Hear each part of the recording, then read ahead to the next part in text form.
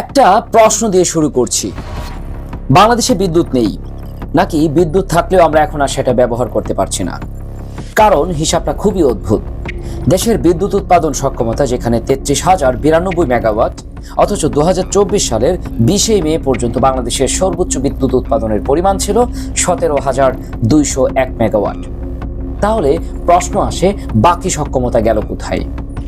বিদ্যুৎ কেন্দ্র আছে, সঞ্চালন অবকাঠামো আছে, কিন্তু বাংলাদেশের অভ্যন্তরে সেই বিদ্যুৎ উৎপাদনের জ্বালানি নেই।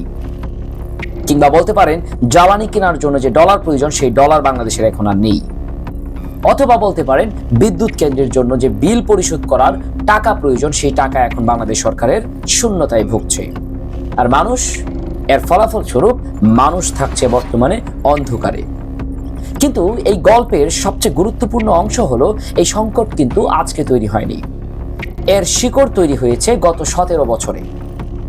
এবং আজকের সরকার সেই পুরনো ব্যবস্থার বিল পরিশোধ করতে গিয়েই যেন একটি তৈরি করা ফাঁদের মধ্যে আটকে গেছে। 2009 সালে বাংলাদেশের বিদ্যুৎ সংকট ছিল বাস্তব। তখন প্রশ্ন ছিল, মানুষকে দ্রুত বিদ্যুৎ দেওয়া হবে কিভাবে? উত্তর এলো কুইক রেন্টাল বা বেসরকারি বিদ্যুৎ কেন্দ্র স্থাপন। দ্রুত বিদ্যুৎ পাওয়া গেল, কিন্তু এর সঙ্গে তৈরি হলো আরো একটি প্রশ্ন। এই যে দ্রুত সমাধানের পথ বাংলাদেশের তৎকালীন আওয়ামী লীগ সরকার বের করেছিল, এর দাম আসলে কত? আর সেই দাম শুধু তখনকার সরকার কিন্তু দেয়নি, তার একটা বড় অংশের দায় তৈরি হয়েছে পরবর্তী বছরগুলোতে বাংলাদেশের সকল মানুষের জন্য। 2010 সালে করা হলো বিদ্যুৎ ও জ্বালানির দ্রুত সরবরাহ বৃদ্ধির বিশেষ বিধান আইন। লক্ষ্য ছিল দ্রুত সিদ্ধান্ত গ্রহণ, কিন্তু এই আইনের সবচেয়ে বিতর্কিত দিকটি ছিল দায় মুক্তি। বিদ্যুৎ ও জ্বালানি খাতের বিভিন্ন সিদ্ধান্ত ও চুক্তিকে আদালতে চ্যালেঞ্জ করার সুযোগ সীমিত হয়ে গেল। সিদ্ধান্ত গ্রহণকারীদের আইনি জবাবদিহিতার ক্ষেত্রেও তৈরি হলো একটি বিশেষ সুরক্ষা। অর্থাৎ আজকে আপনি যে সিদ্ধান্ত নেবেন বা বিদ্যুৎ উৎপাদনকারী হিসেবে আপনি বা আমরা যে সিদ্ধান্ত গ্রহণ করব, ভবিষ্যতে সেই সিদ্ধান্ত নিয়ে কোনো রকম প্রশ্ন করা যাবে না, যাওয়া যাবে না আদালতের নিকট। তাহলে প্রশ্ন আসে, এই ধরনের কাজের জন্য জবাবদিহিতার পথ কতটা খোলা ছিল সে সময়? এই জায়গাটি পরবর্তী বিদ্যুৎ ব্যবসার সবচেয়ে গুরুত্বপূর্ণ ভিত্তিগুলোর একটি হয়ে ওঠে। কারণ এরপর বিদ্যুৎ কেন্দ্র তৈরি হয়েছিল বাংলাদেশের অভ্যন্তরে একের পর এক, আর প্রতিটি কেন্দ্রের সঙ্গে তৈরি হতে থাকলো দীর্ঘমেয়াদী আর্থিক দায়, যার একমাত্র ভুক্তভোগী এদেশের সাধারণ আপামর জনতা বা জনগণ। সরকারি বিদ্যুৎ উৎপাদন ব্যবস্থার পাশাপাশি বড় বড় বেসরকারি প্রতিষ্ঠান এই খাতের ভিতরে ঢুকে পড়ল। সামিট পাওয়ার, কনফিডেন্স, ইউনাইটেড পাওয়ার আর বড় বড় প্রকল্পগুলোতে যুক্ত হলো বিদেশি অংশীদারও। পায়রা, রামপাল বা সামিটের বিভিন্ন প্রকল্প, কনফিডেন্সের বিভিন্ন প্রকল্প। অর্থাৎ বাংলাদেশের বিদ্যুৎ উৎপাদনের অবকাঠামো ধীরে ধীরে বাড়তে লাগলো। কিন্তু এর সঙ্গে আরেকটি জিনিস বাড়তে থাকলো, বেসরকারি কোম্পানির সঙ্গে দীর্ঘমেয়াদী বিদ্যুতের ক্রয় চুক্তি।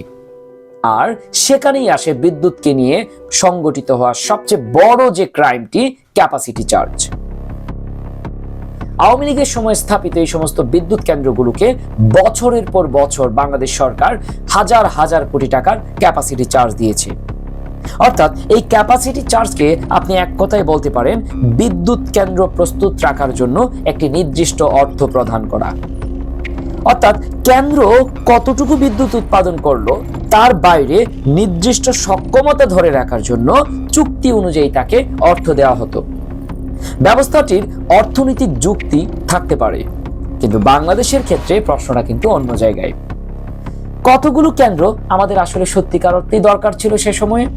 কারণ গত 6 থেকে 7 অর্থ বছরে 151টি স্থাপিত বিদ্যুৎ কেন্দ্রের মধ্যে 68টি কেন্দ্র তাদের সক্ষমতার মাত্র 10%-রও কম পরিমাণ বিদ্যুৎ উৎপাদন করেছে। তাহলে প্রশ্ন আসে, কেন্দ্র প্রায় সময়ই বসে থাকলো, কিন্তু তার সক্ষমতার জন্য টাকা কিন্তু তাদেরকে দিতেই হলো। সবচেয়ে বৃহত্তম প্রশ্ন আসে, তাহলে এই টাকা গেল কোথায়? আপনি যদি টাকার অঙ্কে সেই সংখ্যাটা একবার শুনুন, তাহলে আপনি চমকে উঠবেন। 2008-9 সাল থেকে 2021-22 সাল পর্যন্ত কুইক রেন্টাল আইপিপি কেন্দ্রগুলোকে ক্যাপাসিটি চার্জ হিসেবে তৎকালীন বাংলাদেশ সরকারকে পে করতে হয়েছে বা পরিশোধ করতে হয়েছে 89,740 কোটি টাকা। আর 2018 সালের পর আইপিপি ও রেন্টাল প্ল্যানগুলোকে মোট পরিশোধের হিসাব প্রায় 78,370 কোটি টাকা। এটা আর ছোট কোনো খরচের হিসাব নয়, এটা একটা দীর্ঘমেয়াদী আর্থিক বোঝা, বিশেষ করে বাংলাদেশের মতো এই তৃতীয় বিশ্বের দেশগুলোর জন্য। 2023-24 অর্থ বছরে বিদ্যুৎ খাতে সরকারের ভর্তুকির পরিমাণ ছিল প্রায় 39,406 কোটি টাকা। এর মধ্যে 32,000 কোটি টাকা অর্থাৎ প্রায় 81% ক্যাপাসিটি পেমেন্টেই গিয়েছে বাংলাদেশ সরকারের। এখন একটু থামুন। দেশে বিদ্যুৎ উৎপাদন সক্ষমতা রয়েছে 33,000 মেগাওয়াটের বেশি, কিন্তু মানুষ কিন্তু বিদ্যুৎ পাচ্ছে না। সরকার হাজার হাজার কোটি টাকা দিচ্ছে, কিন্তু বিদ্যুৎ কেন্দ্রের বড় একটি অংশ কিন্তু কম পরিমাণ বিদ্যুৎ উৎপাদন করছে। তাহলে সমস্যা কি শুধুমাত্রই বিদ্যুৎ কেন্দ্রের সংখ্যায়, নাকি এই পুরো ব্যবসায়িক কাঠামোটি যেটি আওয়ামী ফ্যাসিজমের মাধ্যমে তৈরি হয়েছিল বিগত সরকারের সময়ে? একটি বিদ্যুৎ কেন্দ্র থাকলেই তো বিদ্যুৎ উৎপাদন কিন্তু হয় না। সেই বিদ্যুৎ কেন্দ্রের বিদ্যুৎ উৎপাদনের জন্য প্রয়োজন হয় জ্বালানির। আর বাংলাদেশের বিদ্যুৎ ব্যবস্থার একটি বড় অংশ জ্বালানি কিন্তু আমদানি নির্ভর। তেল, এলএনজি, কয়লা, আর এই আমদানির জন্য লাগে কিন্তু ডলার। শুধুমাত্র 2024-25 অর্থ বছরে বাংলাদেশ এলএনজি আমদানির বিল ছিল প্রায় 54,954 কোটি টাকা। অর্থাৎ বিদ্যুৎ উৎপাদনের জন্য আমরা শুধু বিদ্যুৎ কেন্দ্র কিন্তু বানাইনি, আমরা আসলে বাংলাদেশের মানুষের জন্য এমন একটি ব্যবস্থা তৈরি করেছি যার জ্বালানি চালাতে আমাদের আন্তর্জাতিক বাজারের উপর তীব্র পরিমাণে নির্ভর করতে হয়। মনে করেন এখন ডলার সংকট হলো, জ্বালানি আমদানি করা তখন কঠিন হয়ে পড়বে। আর যদি জ্বালানি না থাকে, 33,000 মেগাওয়াটের যে সক্ষমতার বিদ্যুৎ কেন্দ্র আওয়ামী ফ্যাসিজমের সময় তৈরি করা হয়েছিল, সেইগুলো কিন্তু তখন শুধুমাত্রই কাগজের একটি সংখ্যাতে পরিণত হবে। আমি বলছি না বিদ্যুৎ কেন্দ্র স্থাপন করা খুব একটি ভুল হয়েছে। আমার প্রশ্নটি হচ্ছে, বিদ্যুৎ কেন্দ্র কতগুলো বাংলাদেশের জন্য প্রয়োজন ছিল? কিন্তু বাংলাদেশের বিদ্যুৎ সংকট শুধুমাত্র কিন্তু অর্থনীতির কোনো একটি গল্প নয়, এর সঙ্গে জড়িয়ে আছে এই দক্ষিণ এশিয়ার ভূরাজনীতি। গত 17 বছরে বাংলাদেশের জ্বালানি ও বিদ্যুৎ ব্যবস্থার সঙ্গে ভারতের অর্থনৈতিক এবং অবকাঠামোগত সংযোগও কিন্তু বেড়েছে। ভারতীয় কোম্পানি বাংলাদেশের বিদ্যুৎ সরবরাহ করেছে, ভারতের সঙ্গে আন্তঃদেশীয় বিদ্যুৎ সংযোগ তৈরি হয়েছে, ভারতীয় কোম্পানির সঙ্গে দীর্ঘমেয়াদী বিদ্যুৎ চুক্তি হয়েছে বাংলাদেশের। এর মধ্যে সবচেয়ে আলোচিত উদাহরণ হচ্ছে আদানি। এখানে প্রশ্নটা ভারত বিদ্যুৎ দিচ্ছে কিনা সেটা নয়, প্রশ্নটা কিন্তু আরো বড়। একটি দেশের বিদ্যুৎ নিরাপত্তা যদি ক্রমশ তার প্রতিবেশী দেশের কোম্পানি, আমদানিকৃত জ্বালানি এবং ডলার ভিত্তিক চুক্তির উপর নির্ভরশীল হয়ে পড়ে, তাহলে সেই দেশ তার জ্বালানি নিরাপত্তা কতটা নিজের হাতে রেখেছিল? এই জায়গাতেই বাংলাদেশের জন্য তৈরি হয় একটি দীর্ঘমেয়াদী নির্ভরতার ঝুঁকি। আদানি গ্রুপের বিদ্যুৎ চুক্তি এই নির্ভরতার একটি বড় উদাহরণ। চুক্তির মূল্য, কয়লার দাম, কর সুবিধা এবং অর্থ প্রদানের কাঠামো নিয়ে বিভিন্ন সময়ে বিভিন্ন ধরনের প্রশ্ন উঠেছে। 2025 সালের জুনে বাংলাদেশ আদানিকে প্রায় $437 মিলিয়ন পরিশোধ করেছে, এমন তথ্য উঠে এসেছে। এখন প্রশ্নটা কিন্তু খুবই সহজ। দেশ যখন ডলার সংকটে, বিদ্যুৎ কেন্দ্রগুলো যখন বকেয়া টাকার জন্য অপেক্ষা করছে, তখন বিদ্যুৎ খাতের এই বৈদেশিক মুদ্রার দায় কতটা নিরাপদ? এটি শুধু একটি কোম্পানির প্রশ্ন নয়, এটি জাতীয় জ্বালানির নিরাপত্তা বিষয়ক একটি গুরুত্বপূর্ণ প্রশ্ন। এখন বর্তমান সংকটে ফিরে আসি। বর্তমানে পিডিবির কাছে বিদ্যুৎ কোম্পানিগুলোর বকেয়ার পরিমাণ প্রায় 45,000 কোটি টাকা, যেটি বর্তমানের তারেক রহমান সাহেবের বিএনপি সরকার পোহাচ্ছে।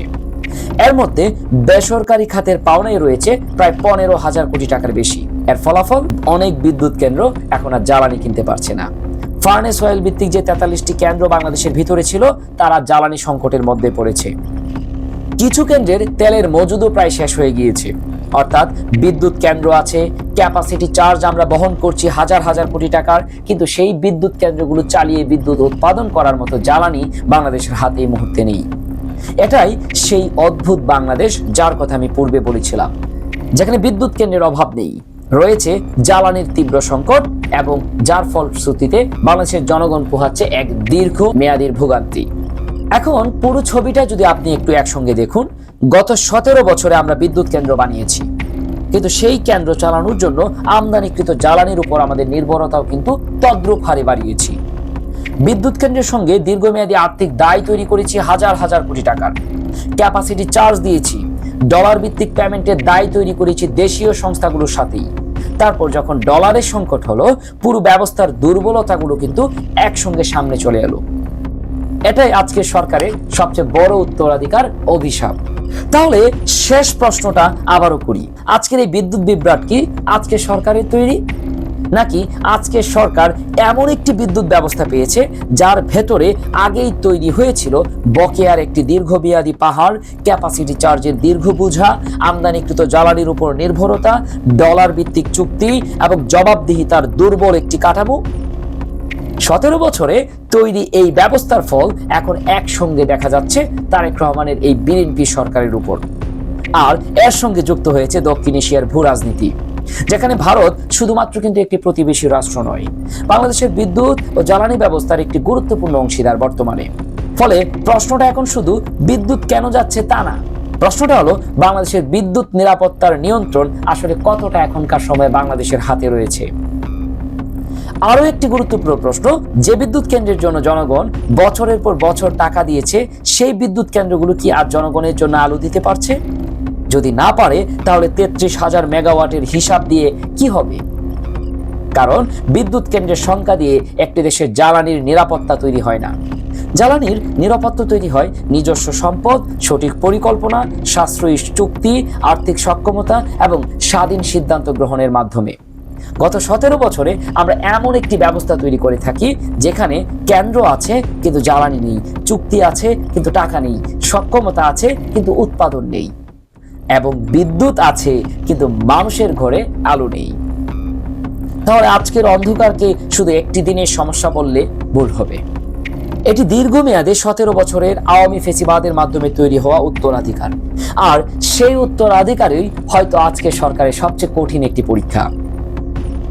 কারণ আজকের অন্ধকার শুধু বিদ্যুৎ চলে যাওয়ার অন্ধকার নয়, এটি একটি ভুল পরিকল্পনার ছায়া মাত্র, একটি আর্থিক ফাঁদের ছায়া এবং একটি দীর্ঘ রাজনৈতিক ও ভূ রাজনৈতিক নির্ভরতার ছায়া।